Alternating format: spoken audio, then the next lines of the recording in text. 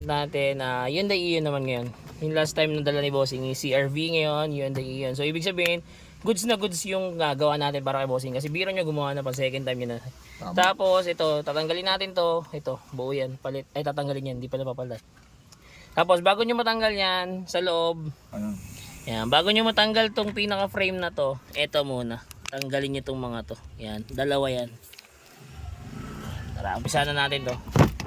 Ito nga, sa part na to, ayan, inumpisa na natin baklasin yung pinaka panel frame niya. Kita nyo naman, mabilis ang trabaho lang tayo mga bossing, tamang grind lang.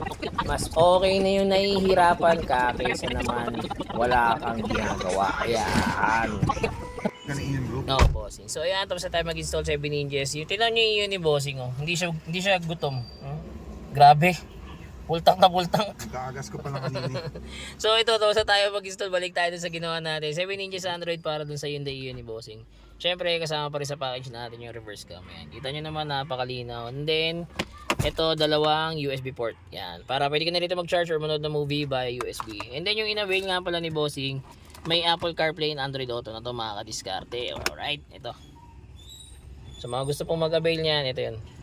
Mga gusto mo mag-avail, DM lang for better and faster transaction. Don't forget to like and follow na rin. Salamat!